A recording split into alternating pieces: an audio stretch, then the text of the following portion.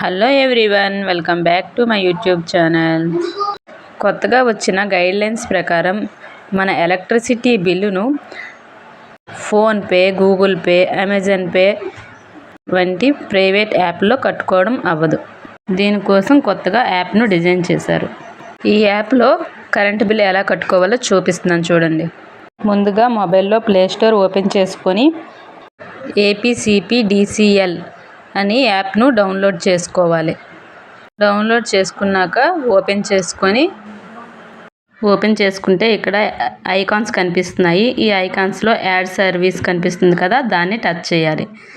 ఈ add service కొట్టాక మనకు plus symbol వస్తుంది. ఆ ప్లస్ సింబల్ను టచ్ చేస్తే మన సర్వీస్ నెంబర్ ఎంటర్ చేయమని అడుగుతుంది. అక్కడ ఆ నెంబర్ను ఎంటర్ చేసుకున్నాక క్రిందన అక్కడ నేమ్ను ఎంటర్ చేసుకోవాలి. ఏదైనా పర్వాలేదు, ఆప్షనల్. బిల్ నేమ్ని ఎంటర్ చేసుకుంటే బెటర్.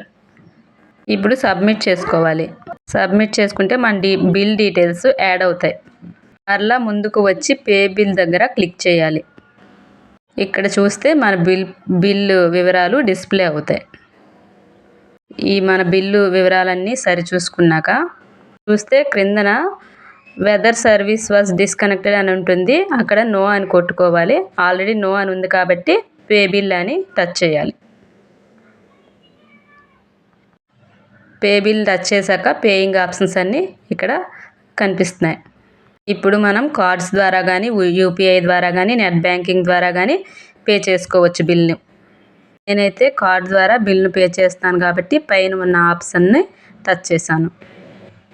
ఇలా టచ్ చేశాక ఎంటర్ కార్డ్ డీటెయిల్స్ అని వచ్చాయి. ఇక్కడ మన కార్డ్ నెంబర్ను ఎంటర్ చేసుకున్నాను. ఇలా ఎంటర్ చేశాక సెండ్ OTP అని ఉంటుంది, అది టచ్ చేసుకోవాలి. ఇప్పుడు మన మొబైల్కు OTP వస్తుంది. ఆ OTPను మనం ఎంటర్ చేసుకోవాలి. అక్కడ నాకు OTP వచ్చింది చూసారా, దాన్ని ఎంటర్ చేస్తున్నాను. ఇలా ఎంటర్ చేసిన తర్వాత మన బిల్లు విజయవంతంగా పే చేయబడుతుంది. అదిగోండి, నా బిల్ పే అయిపోయింది. రిసిప్ట్ అనేది డిస్ప్లే అయ్యింది. దీని స్క్రీన్ షాట్ తీసి ఉంచుకోవచ్చు, డౌన్లోడ్ కూడా చేయొచ్చు. ఇదే విధంగా వేరొక కరెంటు బిల్లును ఎలా కట్టుకోవాలో చూపిస్తున్నాను చూడండి. మరలా యాప్ ఓపెన్ చేసి యాడ్ సర్వీస్కు వెళ్ళాలి. అక్కడ యాడ్ సర్వీస్ని టచ్ చేశాక మనం ముందుగా ఎంటర్ చేసిన నెంబర్ ఉంది అక్కడ, దాన్ని ముందు డిలీట్ ఆప్షన్ చేయాలి.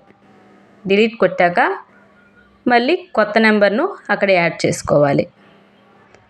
యథావిధంగా ముందు చెప్పిన విధంగానే నెంబర్ను అక్కడ యాడ్ చేసుకొని ముందు చెప్పిన విధంగా కరెంట్ బిల్ను పే చేసుకోవడమే. Thank you watching my video. Please like, share, subscribe.